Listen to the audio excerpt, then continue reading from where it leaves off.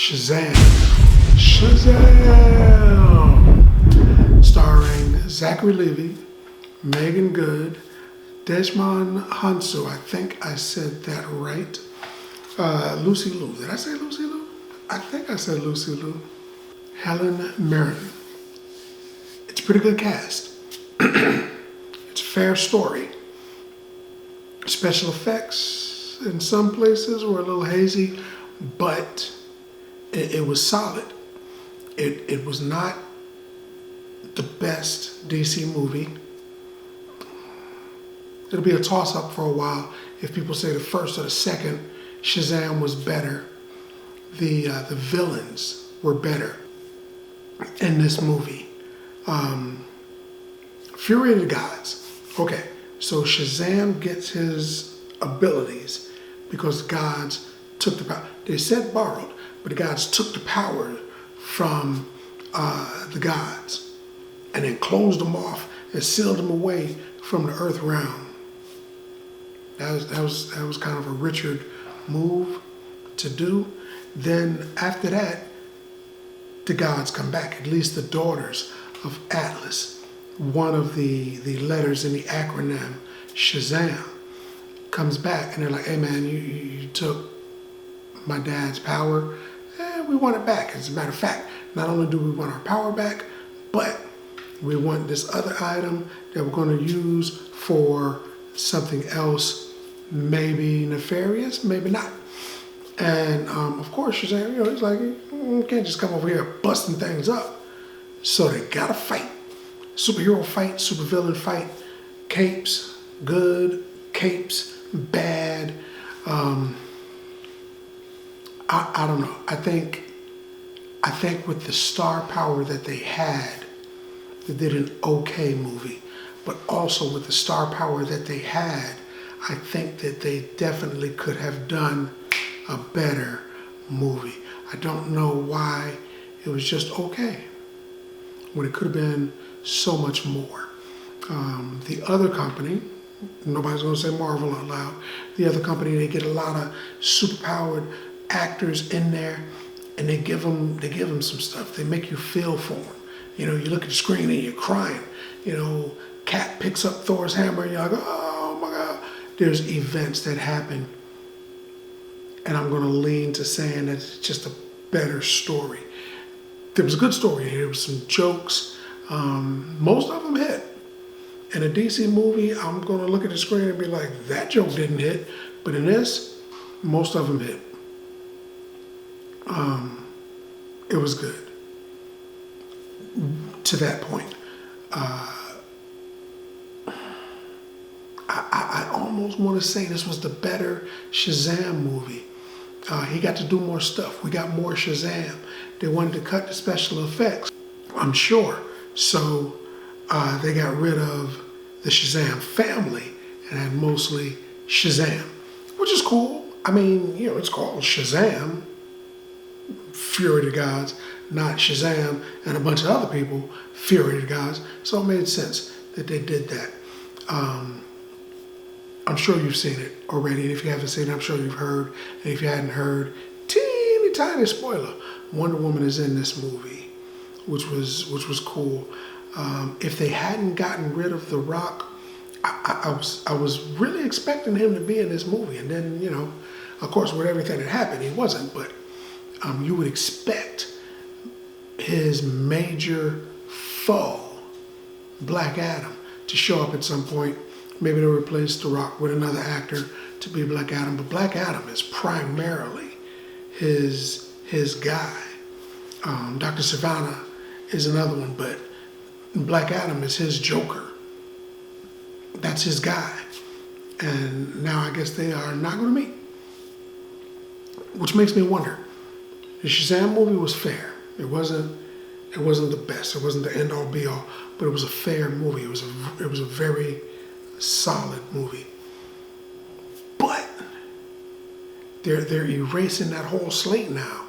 Man, we still have not Wonder Woman, they got rid of that, but we still have Aquaman, and we still have The Flash. We got another Batman. We got another Joker movie. I wonder how they're going to mesh these universes together.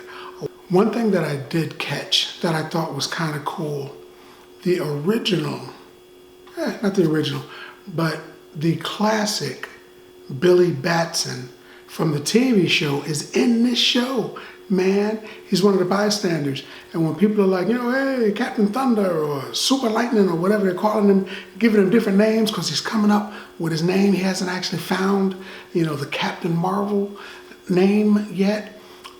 When he's still coming up with different names, one of the people that's in the crowd is the original Shazam, the original Billy Batson.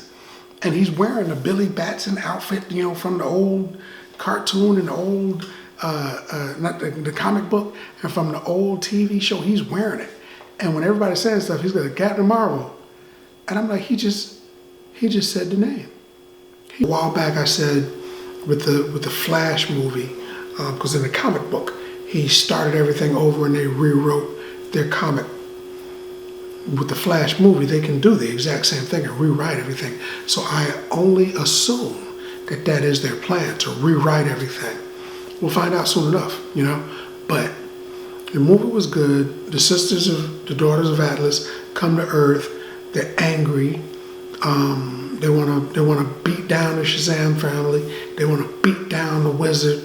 Think about it. She explained it well in the movie. Not giving a lot away, just telling this one part. She said, because Shazam was like, I didn't have nothing to do with that. I didn't take your powers. Why are you tripping on me? She explained it well. Imagine a thief breaks into your family home, steals your goods, and then while they're escaping, they drop it. They drop the goods in the street, and someone comes along and takes your family goods and goes to their house. Still not their stuff. It's still your stuff. Wouldn't you want your stuff back? Whether it was the initial thief or whether it was somebody who profited from the initial thief, wouldn't you just want your stuff back? Someone steals your TV and your tablet, your DVR, maybe one of your family members. They just pick them right up off of the couch and just run out of the house with them. And then they drop them and somebody else picks them up and takes them. Does it really matter to you, after having suffered that loss, that it's the person who took it that you're going to get it from, or the person who has it that you're going to get it from? You just want your stuff back, man. And it made sense. She didn't say exactly the way I said it, but she said it very similar to that. I've always liked Shazam. He was a great character. He at one point was a bigger character than Superman, and if they do him right, if they do him correctly, he could still be as big as Superman at the theaters. But I did like this. They gave a little bit of time to all of the characters. They took a little bit to flesh out a couple of things that was happening with the characters, primarily just two, or three, but primarily just two. One character had a thing where he's plotting stuff out, figuring stuff out. That was important. They can't really lean on it now unless they're going to do more with that. Another character had a moment where that character was like, well, there's a thing that you guys maybe don't know about me. And they're like, no. We know, it's cool. Nobody's sweating that. But they were trying to flesh that out also. I don't think that they really did a great job on either point. One character's gay. And that character didn't want people to know, but they all know. And they didn't say anything about it because it didn't mean anything to them, because they're family. They're not sweating that. You're gay, you're straight, you're tall, you're short, you're fat, thin. They don't care. You're family and they loved you. So he thought he was keeping a secret close to the vest, and he didn't want nobody to know, but everybody knew. They just didn't, they don't care. So that was almost a touching moment. Then another character is like, okay, we got so many doors here at the Rock of Eternity, our lair. I need to find out what's in these rooms. So I'll power up and I'll go in each door and then I'll just tag it. Don't go in this one. There's a monster in that one. Spider dog in that one, whatever that is. And it was writing all this stuff. Oh, fairy tale land. This is great. Go there to relax. So it was putting all of these things together so that they had an idea, which was, it kind of drew me back to the cartoon Monsters Inc., where they had those doors and they led to different people's houses. But if you got pushed through one of the doors, you might end up in Antarctica. That's what they had. They had all these doors just floating in the air, and they would check them out, and they led to different places. So that was kind of cool. One of them led to a porta potty. And what my thought is, if that porta potty gets destroyed or moved, where's the door lead to then? It's just like this, you just walk through to where the porta potty used to be? Or if somebody moves the porta potty, are you going to walk through and end up there? I don't know. And it's interesting, something that made me go, something that had me thinking.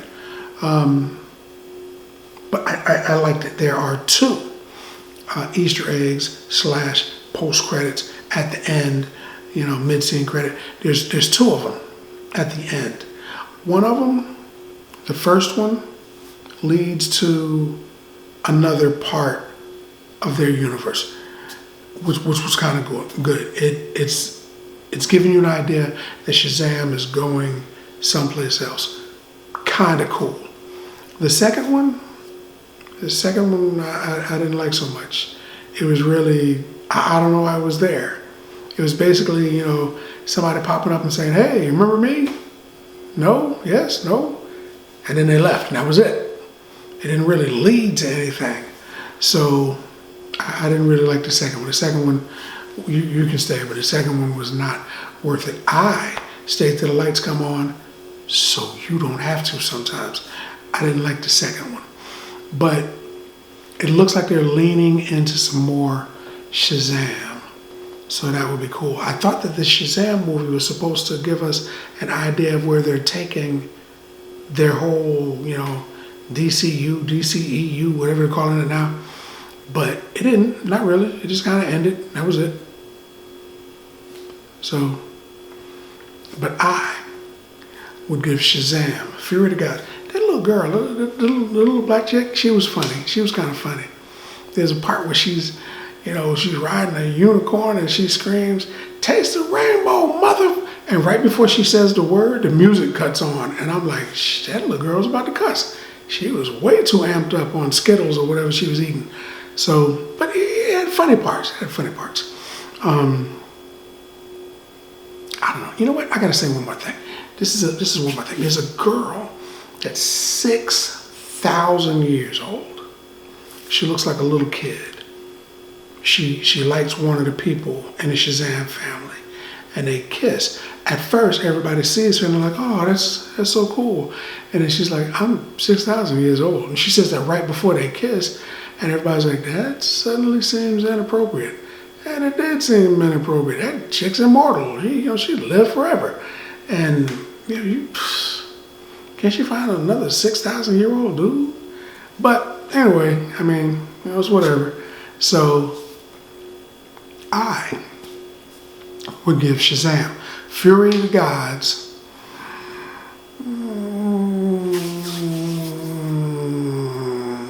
7 bags of popcorn. 7 bags of popcorn. Because that's what I think about that. More importantly, what do you think about that? Now you've seen the video, let's talk about it in the comments. And as always, if you like the video, if you like the content, subscribe. And then like. Popcorn passport.